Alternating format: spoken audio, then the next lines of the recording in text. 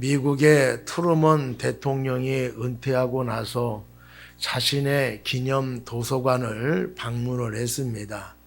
대통령이 오셨다라고 하는 이야기를 듣고 초등학생들이 몰려왔습니다. 한 학생이 이 트루먼에게 이렇게 물었습니다. 할아버지는 공부를 잘 하셨지요? 이렇게 물으니까 트루먼이 나는 공부를 잘하지 못했단다. 눈이 나빠가지고 안경을 벗으면은 앞을 보지 못할 정도였지. 그리고 나는 두려움이 많았단다. 라고 그렇게 이야기를 해 주었습니다. 그랬더니 아이들이 고개를 갸우뚱하면서 그런데 어떻게 대통령이 되셨어요? 이렇게 물었어요. 트루먼이 이렇게 이야기를 합니다. 나는 아무것도 할 수 없는 그런 부족한 사람이었는데 나에게는 믿음이 있었단다. 그리고 나에게 힘은 없었지만은 힘을 주시는 하나님과 성경을 믿었지. 하나님이 항상 내 뒤에서 나를 응원하고 계셨단다. 그것이 나에게 가장 힘이 되었단다라고 말을 해 주었다고 합니다. 여러분 등 뒤에는 무엇이 있습니까? 삶의 무게가 있습니까? 아니면 근심덩어리를 하나로 안고 있습니까? 우리 기독교인들은 응원 단장이신 하나님이 계셔서 우리를 응원해 주고 계십니다. 그래서 성도는 어떤 시련과 역경을 닥쳐 온다 하더라도 낙심하거나 또 실망하지 아니하고 살아갈 수가 있습니다. 왜냐하면은 등 뒤에서 나를 응원하고 계시는 하나님의 손길이 있기 때문에 그렇습니다. 세계적인 화가 밀레가 그린 만종이라고 하는 그림을 여러분들 기억하실 것입니다. 이 일을 다 마치고 난 뒤에 밭 위에서 부부가 겸손하게 기도하는 그런 그림입니다. 그 그림을 보면은 마음이 편해지기도 하고 감동이 밀려오게 되어집니다. 여러분들 그 그림을 보면은 이 부부가 참 믿음이 좋은 사람이구나라고 하는 것을 우리가 느낄 수가 있습니다. 이 부부가 무엇 때문에 밭 위에서 기도했을까요? 제가 생각해 보기는 하나님께 일할 수 있는 터전을 주심을 감사하고 또 일할 수 있도록 건강 주심을 감사하지 않았는가 이렇게 생각이 되어집니다.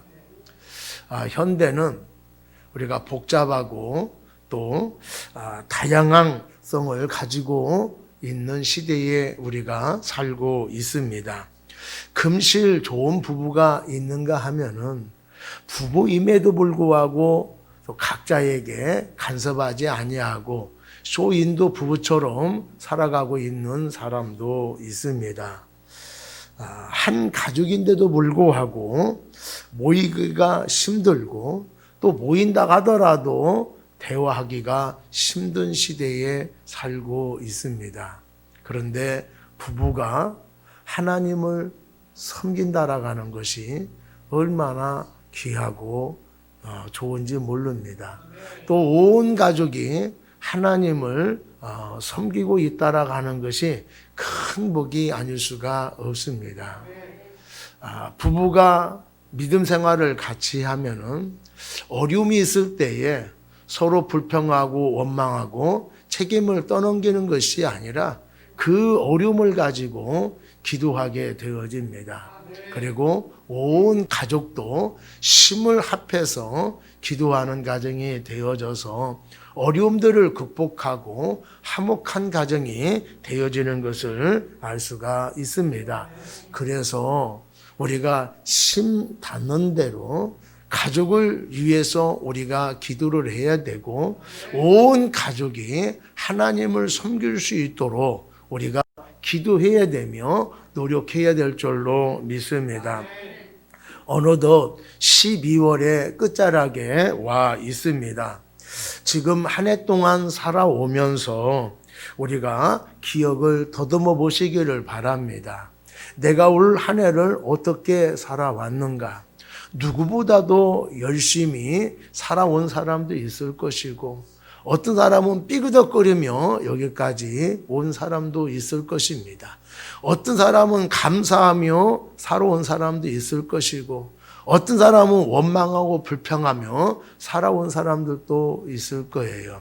어떤 사람은 믿음을 가지고 살아온 사람이 있는가 하면은, 어떤 사람은 이 믿음이 요동치며 여기까지 온 사람도 있을 것입니다.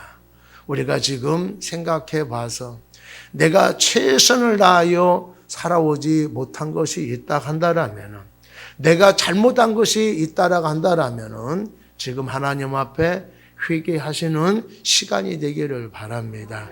그래서 오늘 이 시간에 하나님이 주시는 능력과 지혜와 은혜를 덧입어서 이제 다가오는 새해에는 하나님의 예배된 놀라운 축복을 누려갈 수 있는 우리 모두가 되기를 바랍니다. 새해에는 우리가 잘 준비를 잘하고 또 계획을 잘 세워서 올해보다도 더 풍성한 한 해가 되기를 바랍니다. 오늘 우리에게 주시는 말씀을 통해서 복이 넘치는 성도가 되기를 축복합니다.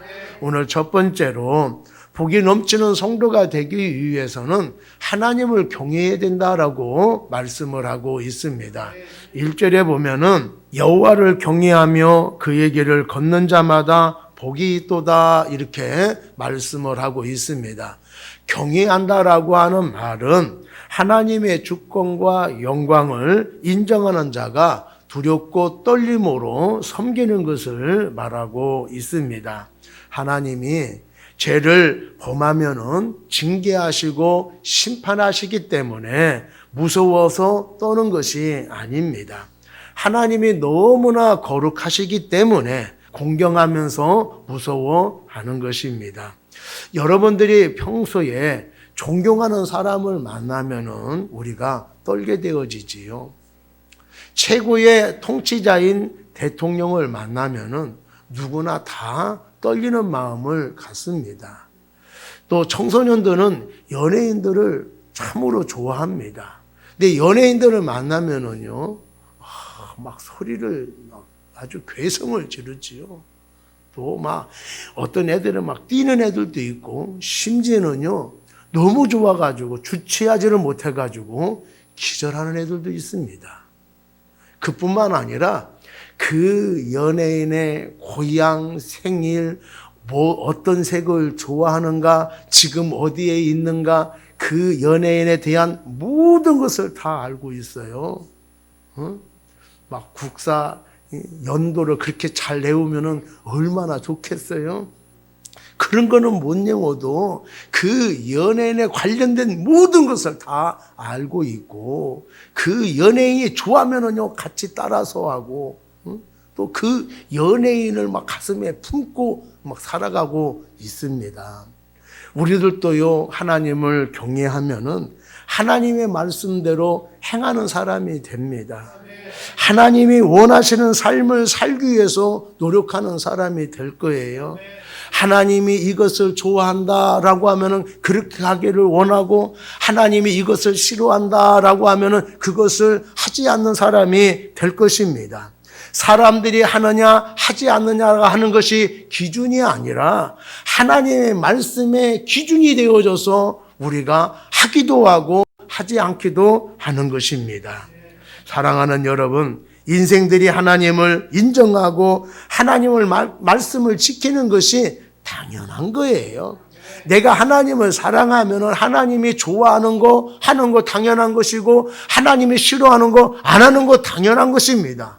그런데 이 당연한 것을 하나님은 당연하게 여기지 아니하시고, 하나님을 즐거워하고 하나님의 말씀대로 살아가는 사람들을 하나님이 기뻐하시면서 그 사람에게 복을 주신다라고 말씀을 하고 있습니다. 하나님을 인정하는 자, 하나님의 말씀으로 살아가는 자, 하나님은 절대로 외면하지 아니하고 그에게 복을 주신다라고 말씀을 하고 있습니다. 영국이요, 아프리카를 탐험할 때에 두 영국인의 행동이 크게 상반되었습니다. 세실 노드라고 하는 사람은 황금을 가져가기 위해서 아프리카 원주민들을 학살하고 또 많은 금과 다이아몬드를 영국으로 가지고 왔습니다. 그는 영국을 진정으로 사랑하는 사람으로 인정을 받았고 또 애국자라고 그렇게 칭송을 받았습니다. 그에 반해서 데이비드 리빙스톤이라고 하는 사람은 영국의 침략 정책과 또 노예제도를 반대를 했습니다. 그리고 모든 인간들은 하나님 앞에 평등하다라고 하는 것을 강조를 했습니다. 그래서 영국 사람으로부터 반역자요, 배신자라고 비난을 받아왔습니다. 그런데 세월이 흐른 지금에 두 사람은 상반된 결과를 가져왔습니다. 세월이 흐른 뒤에 로드는 무덤을 찾을 수가 없고 리빙스톤은 영국 국립묘지에 안장이 되어져서 영국 사람뿐만 아니라 세계의 수많은 사람들에게 존경을 받고 있습니다. 두 사람이 왜 전혀 다른 평가를 받고 있습니까? 그것은 믿음의 차이입니다. 리빙스턴은 하나님을 믿었고 로드는 황금을 믿었습니다. 그 믿음이 두 사람의 인생을 완전히 갈라놓은 것입니다. 하나님을 인정하는 사람, 하나님의 말씀으로 살아가는 사람은 하나님이 반드시 복되게 하신다라고 하는 것입니다. 우리는 눈앞에 있는 명예와 이익과 인기를 위해서 하나님과 믿음을 저버리며 살면은 안 될 것입니다. 거룩한 일에 부담을 느껴서 편하게 살려고 하나님을 떠나면 안 됩니다.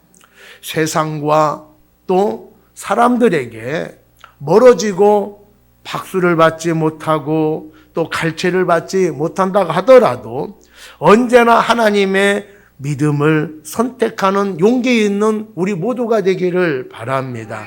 사람은 사람을 쉽게 배신하고 버려도 하나님은 절대로 인생들을 버리지 않고 배신하지도 않습니다. 하나님을 인정하지 아니하고 떠난 사람들, 편리함을 누리기 위해서 떠난 사람들 한번 살펴보시기를 바랍니다. 행복하게 살고 있습니까? 평탄하게 살아가고 있습니까? 하나님을 버리고 세상으로 간 사람치고 행복하거나 평탄하지 않는 것을 우리가 알 수가 있습니다. 점점 악해지고 더러워질 뿐이지요. 잘못된 생각을 버리고 하나님의 말씀에 맞지 않는 것들을 버리고 주님 앞으로 돌아올 수 있는 우리 모든 사람이 되기를 바랍니다. 하나님을 섬길 때에 거룩해집니다.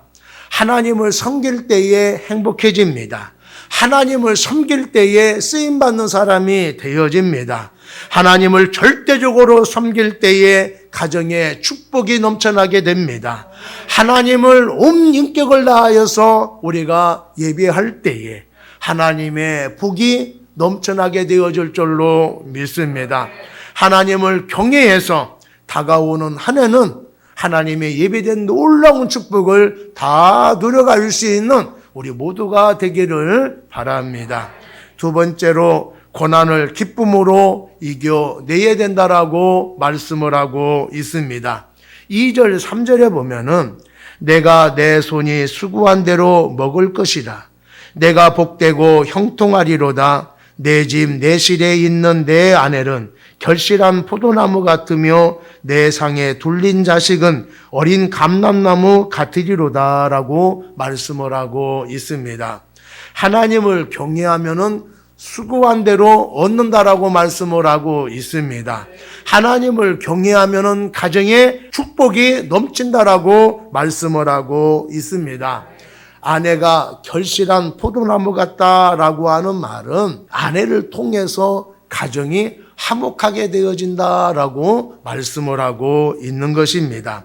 자식이 어린 감람나무 같다라고 하는 것은 자식으로 말미암아 소망을 얻게 되어진다라고 하는 말씀이에요.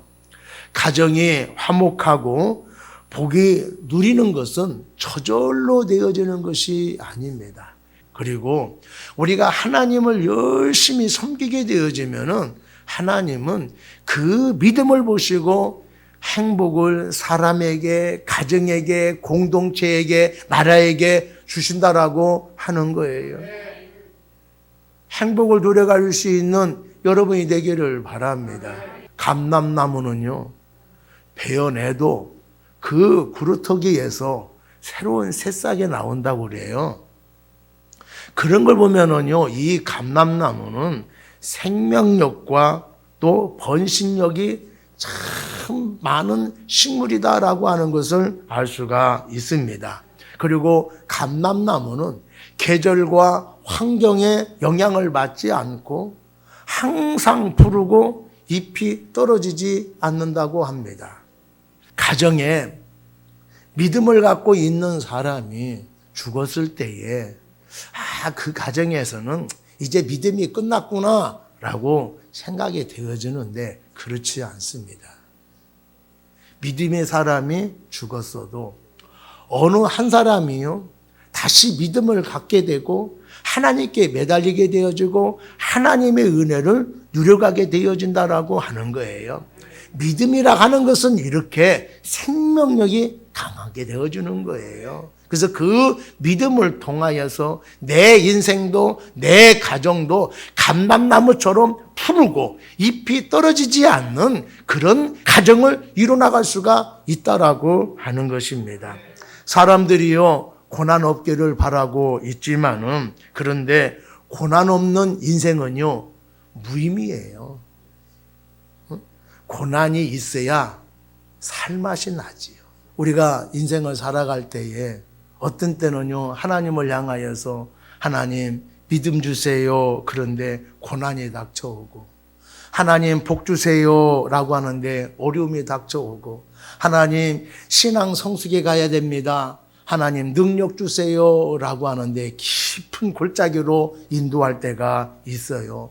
하나님의 나를 사랑하시는데 왜 나에게 이렇게 하실까요?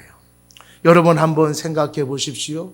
누가 고난이 없이 새벽을 깨울 수가 있겠습니까? 가슴 저미는 고통 없이 기도의 자리에 나오는 사람이 누가 있겠어요? 응? 여러분 평탄하고 안정되면은요 기도하지 못하고 트름만 나오는 거예요. 어려움이 있을 때에 우리가 하나님 앞에 나와서 겸손하게 기도하는 사람이 되어지는 거예요.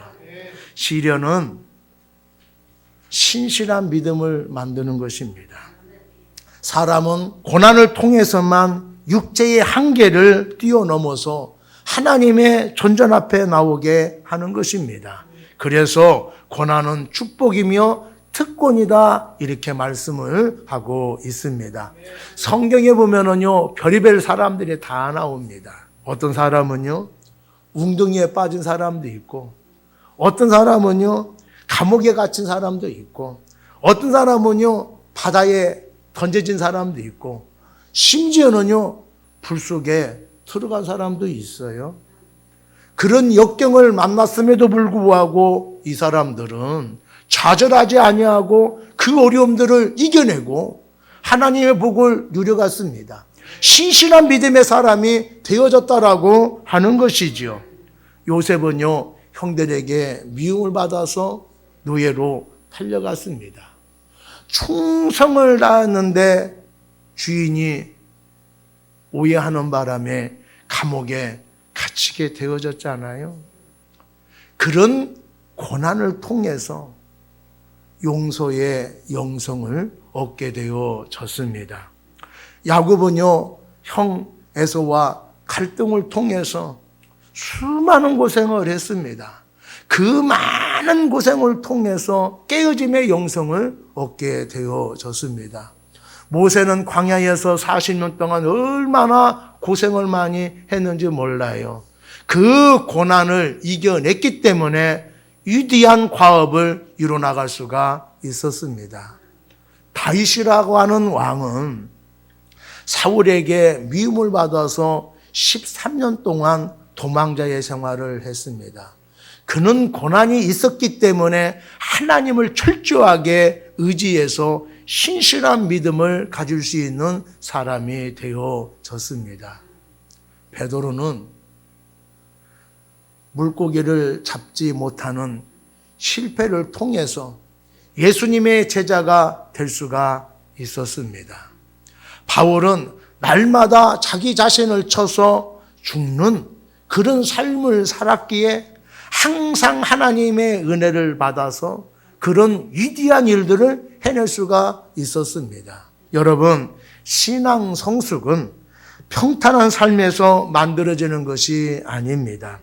거친 광야에서 훈련을 통해서 만들어지는 것입니다. 신실한 신앙은 연단을 통해서 만들어집니다. 대부분의 사람들은요, 달려가면은 걷고 싶고, 걸으면은요, 앉고 싶고, 앉으면은요, 눕고 싶고, 누우면은요, 자고 싶어요. 이게 사람들의 마음이에요. 그런데 신앙생활 하면서도 이렇게 쉽게 신앙생활을 하려고 하는 사람들이 많이 있습니다. 여러분, 신앙생활이 편하면은요, 육체는 편합니다. 그런데 우리의 영은 죽지요. 우리의 영이 죽는 것은요, 한순간이에요. 근데 이 영을 살리는 데 있어서 오랜 시간이 걸리고요, 몸부림을 쳐야만이 겨우 다시 회복될 수 있다라고 하는 것입니다. 여러분, 혹시 내가 이 정도면 되지 않아? 내가 여기서 더 얼마나 더 열심을 내? 라고 하는 생각을 가지고 있다라고 한다라면 머지않아 늪지대에 빠지고 낭떠질에서 떨어질 것입니다. 그렇지만은 나는 더 열심을 내야 돼. 내 믿음이 더 신실해야 돼. 이런 마음을 가지고 있다가 한다라면은 이 사람은 신앙이 신실해지고 세상 사람들에게 작은 예수가 되어질 줄로 믿습니다. 여러분, 금이요, 다 금이 아니에요. 노래 잘한다고 다 가수가 아닙니다. 뿔 달렸다고 다 소가 아니에요. 그와 마찬가지로 우리가 영적인 지식이 풍부하다고 해서 주의 일에 열심을 내는 것은 아닙니다. 예수를 오래 믿었다고 성경의 지식을 많이 한다고 영의 사람이 되어지는 것이 아닙니다. 영의 사람은요, 예수님을 닮아가는 사람을 말하는 거예요. 예수의 한계를 나타내는 사람입니다. 여러분, 생화와 조화를 향기로 가려내듯이 진짜 그리스도인들은요, 삶의 향기를 통해서 나타날 수밖에 없는 거예요. 내가 예수를 믿으면은요, 나의 삶을 통하여서 예수의 한계가 나타나야 됩니다. 사랑하는 여러분, 우리의 삶 가운데에서 예수의 한계를 나타낼 수 있는 여러분 되기를 바랍니다. 여러분 중에 혹시라도 고난 가운데에 처한 사람이 있습니까? 내가 교회를 다니는데, 내가 보기에는 누구보다도 열심을 낸다라고 생각하는데 내 일이 잘 풀리지 않고 어려운 가운데 처한 사람이 있습니까? 그 사람은 예수님을 닮아가기 위해서, 신실한 믿음을 갖게 하기 위해서, 영적으로 성숙하기 위해서 예수님께서 초대하신 거예요. 여러분, 환경을 보지 마시고 하나님의 의도를 볼 수 있는 여러분이 되기를 바랍니다. 그러면 우리가 어려운 과정 속에서도 당황하지 아니하고 낭망하지 아니하고 하나님 감사합니다. 쉴 수 있는 시간을 주셔서 감사합니다. 하나님과 교제할 수 있는 시간을 주셔서 감사합니다. 나의 나태한 신앙을 다시 굳건하게 할 수 있는 시간을 주셔서 감사합니다라고 여러분 감사할 수 있는 여러분이 될 수가 있을 것입니다. 우리가 하나님을 섬기는 사람이라고 한다면 실패해도 그 자리에 주저앉는 사람이 아니라 우리의 믿음을 통해서 일어설 수 있는 여러분이 되기를 바랍니다. 사랑하는 여러분, 하나님을 경외하시고 어려움들을 이겨내셔서 항상 여러분의 삶과 가정에 푸르름이 넘쳐나기를 바랍니다. 형통이 넘쳐나기를 바랍니다. 하나님의 복이 넘쳐나기를 바랍니다. 세 번째로 평강이 충만해야 된다라고 말씀을 하고 있습니다. 4절 6절에 보면은 여호와를 경외하는 자는 이같이 복을 얻으리로다. 여호와께서 시온에서 내게 복을 주실지어다. 너는 평생에 예루살렘의 복을 보며 내 자식의 자식을 볼지어다. 이스라엘에게 평강이 있을지로다. 하나님을 경외하는 자 시온에서 복을 주신다라고 말씀을 하고 있어요. 여기 시온이라고 하는 단어는 하나님의 지상 처소를 말합니다. 이 말의 의미는 복은 하나님으로부터 주어지는 것이다, 이런 뜻이에요. 우리가 노력을 해야만이 열매를 거둘 수가 있습니다. 근데 우리의 노력만으로 안 된다라고 하는 것이지요. 노력하지 않는 사람이 어디에 있겠어요? 다른 사람보다도 더 노력함에도 불구하고 안 되는 사람들이 있습니다. 그러나 하나님이 함께 하시면은 풍성한 열매가 나타나게 되어집니다. 복된 인생이 되어질 줄로 믿습니다. 그리고 하나님을 경외하는 사람은 예루살렘의 번영을 원한다라고 말씀을 하고 있어요. 개인과 가정은 공동체의 번영과 밀접한 관계가 있습니다. 회사 다니는 사람들은요, 그의 행복은 개인의 노력에 의해서 행복도 얻어지겠지만은 회사가 얼마나 안정되어지냐, 회사가 얼마나 성장하느냐에 따라서 그 개인의 행복도 있고 가정의 행복도 있는 거예요. 회사가 어려우면은요, 나도 힘들고 가정도 힘들어지는 거예요. 근데 회사가 잘 되어지면은요, 나도 기쁘고 가정도 행복하게 되어지는 것입니다. 우리 가정의 행복을 위해서 우리나라가 성장을 해야 돼요. 우리나라가 안정이 돼야 됩니다. 우리나라가 불안하면은요, 가정도 불안하고 사회도 불안할 수밖에 없어요. 그래서 예수 믿는 사람들이 항상 나라와 민족을 위해서 기도하는 이유가 여기에 있는 거예요. 우리 대한민국이 이렇게 잘 살게 되어진 것은요, 기독교인들이 불철주야로 기도한 덕분이에요. 그걸 아셔야 돼. 하나님의 축복해 주지 아니하고 어떻게 나라가 번성해 나갈 수 있고 어떻게 가정이 번성할 수가 있고 사람이요 형통할 수가 있습니까? 하나님이 함께 하시기 때문에 가능한 거예요. 여러분, 믿음이 신실한 사람은 나만 잘 되기를 바라는 것이 아니라 교회를 위해서도 기도합니다. 왜 교회를 위해서 기도할까요? 하나님의 복과 은혜는 교회를 통해서 주시기 때문에 그렇습니다. 그래서 교회가 안정되어지고 성장되기를 바라는 거예요. 하나님 항상 우리 교회에 임재하여 주옵소서. 그래서 우리의 교회에 은혜를 주시고 우리의 교회에 복을 주옵소서. 그러면은 그 복을 내가 받는 것입니다. 공동체의 안정과 복과 나와 밀접한 연관이 있다라고 하는 것을 여러분들 기억하셔서 여러분의 다니는 회사를 위해서, 사업장을 위해서, 가정을 위해서 기도할 수 있는 여러분이 되기를 바랍니다. 여러분의 섬기는 교회를 위해서 간절한 마음으로 기도할 수 있는 여러분이 되기를 바랍니다. 하나님이 주신 은혜와 형통의 복을 받아서 세상 사람들에게 나눠줄 수 있는 여러분이 되기를 바랍니다. 여러분, 내가 물질적인 여유가 있어야만이 다른 사람을 도울 수가 있어요. 마음의 평안함이 있어야 다른 사람을 포용할 수가 있습니다. 내가 영적으로 충만해야만이 다른 사람의 허물과 잘못을요 너그럽게 받아들일 수 있는 사람이 될 수가 있습니다.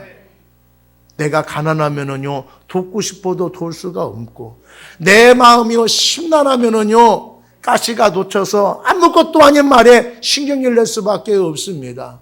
내가 영적으로 피폐되어 있으면은요 다 꼴보기 싫은 거예요. 근데 내가 사랑이 많고 은혜가 충만해 봐요. 세상에 달라 보이고 그렇게 영혼들이 이쁘고 그 영혼들을 만나는 것이 얼마나 반가운지 몰라요. 사랑하는 여러분, 하나님의 은혜로 성령으로 충만되어져서 여러분의 마음이 평화가 넘치기를 바랍니다. 맹수들은요 절대로 상대방에게 치명타를 입히지 않는다고 그래요. 방울뱀은요 무서운 독을 가지고 있어요. 그런데 자기들끼리 싸울 때는요 그 독을 사용하지 않는다고 합니다. 사자가 얼마나 싸움입니까? 근데 사자끼리 싸우면은요 목덜미를 안 물어요. 그게 동물들의 싸움의 원칙입니다. 근데 인간은요 같은 인간을 치명타를 입힙니다. 다시 일어나지 못하도록요 잔인하게 짓밟아요. 인간만큼 잔인한 존재가 없습니다. 그런데도 인간이 왜 위대한지 아십니까? 인간은요 동물들에게 없는 사랑을 가지고 있습니다. 그 사랑이 어떤 사랑인지 아세요? 하나님의 사랑을 가지고 있는 거예요. 그 사랑을 갖고 있기에 용서하고 이해하고 품게 되어지는 거예요. 사랑은 닫혀진 마음을 열게 합니다. 사랑은요 아픔을 치유하게 되어집니다. 1g도 안 되는 그 사랑이 1톤의 무교보다도 더 강력한 힘을 가지고 있어요. 인간관계의 성패는요 이 사랑에 달려 있는 것입니다. 아무리 악한 사람이라 하더라도, 아무리 강팍한 사람이라 하더라도 따뜻한 사랑 앞에 녹아지지 않는 사람 없습니다. 사랑하는 여러분, 하나님의 사랑으로 이웃을 사랑하고 우리 교인들을 사랑하고 연약한 사람들을 사랑할 수 있는 우리 모두가 되기를 바랍니다. 레오나르도 다빈치라고 하는 사람이 있는데 최후의 만찬을 그린 사람이에요. 이 최후의 만찬을 그리려고 할 때에 아주 친한 친구와 아주 심하게 다퉜다고 그래요.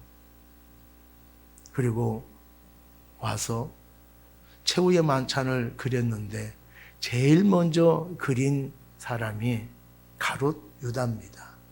예수님을 배반한 가룟 유다를 제일 먼저 그렸는데 모델이 된 사람이 누구냐? 싸운 친구예요. 그리고 나서 다른 제자들을 그리고 예수님을 그리려고 하는데 예수님을 그릴 수가 없었다고 합니다. 인자한 모습이 떠올려야 되는데 도대체 예수님의 인자한 모습이 떠오르지가 않았다라고 하는 거예요. 곰곰이 생각해 보니까 이 마음속에 증오심이 가득해가지고 인자한 모습이 떠오르지 않는 거예요. 아, 이러면 안 되겠다라고 생각을 해서 친구에게 찾아가서 미안하다라고 사과하고 나서 그림을 그리니까 예수님의 인자한 모습이 떠올랐다라고 하는 거예요. 그래서 최후의 만찬을 완성했다라고 하는 그런 이야기가 있습니다. 증오심은 우리가 가지고 있으면은 최대의 피해자가 바로 납니다. 남을 증오하면은 그 순간부터 자신의 마음에 병들기 시작한다라고 하는 것을 우리가 기억을 해야 돼요. 증오심을 품고 살고 미움을 품고 있으면은요, 우리의 얼굴이 달라요. 도끼가 있잖아요. 얼굴이 시커멉니다. 그리고 평안함이 없어요. 아무것도 아닌 말에 신경질을 내고 막 상대방을 향하여서 막 독화살을 막 품어내요. 그러면 그 한 말을 듣고 막 그냥 상처받고 관계가 틀어지고 막 그러지요. 여러분, 우리가 증오심을 갖지 않고 상대방과 좋은 관계를 이뤄나가기 위해서는 대단한 용기가 필요합니다. 용서는요, 그냥 되는 것이 아니라 용기가 필요한 거예요. 내가 저 사람을 용서해야 되겠다라고 마음 먹는 순간 다 용서가 됩니까? 아니에요. 내가 그런 마음을 먹는다 하더라도 그 사람을 찾아가는 용기가 필요하고요. 그 사람에게 먼저 손을 내미는 용기가 필요한 거예요. 그래서 용서가 되어지는 것이지 마음 갖고는 용서가 되지 않는다라고 하는 거예요. 그래서 용서는요, 실력인 거예요. 실력 있는 자가 먼저 용서를 합니다. 용서는요, 사랑을 많이 가지고 있는 자가 용서를 하는 거예요. 용서는요, 성령에 충만한 사람이 용서를 하는 거예요. 은혜가 충만한 사람이요, 용서를 하고, 신앙에 큰 사람이 용서를 하는 거예요. 연약한 자가 먼저 손 내미는 것이 아니에요. 믿음을 갖고 있는 사람이 손을 내밀고, 사랑이 많은 사람이 손을 내미는 거예요. 우리 예수 믿는 사람들은 어떤 상황 속에서도 사랑과 용서를 선택할 수 있는 사람이 되어야 합니다. 불안과 미움의 사람이 아닌 평화와 평강의 사람이 되어야 할 것입니다. 주님이 주시는 평강으로 충만해지시길 바랍니다. 그 평강이 여러분들만 즐겁게 하는 것이 아니라 다른 사람도 즐겁게 하고 평화롭게 할 수 있는 것이에요. 사랑하는 여러분, 벌써 한 해가 저물어가고 12월도 며칠 남지 않았습니다. 우리 남은 생을 통하여서 하나님을 경외하시고 순종하는 성도가 되시기를 바랍니다. 지난 한 해의 성공, 실패 다 뒤로 하시고 2020년의 표대를 향하여서 이제 열심히 뛸 수 있는 우리 모두가 되기를 바랍니다. 다가오는 새해에는 우리보다도 더 열심히 하나님을 경외하고 신실한 믿음을 가지고 나갈 수 있는 우리 모두가 되기를 바랍니다. 그러면 하나님께서 감람나무처럼 우리의 삶과 우리의 가정과 우리의 인생에 푸르름이 넘치게 하시고 우리의 입들이 하는 일들마다 잘 되게 해 주실 줄로 믿습니다.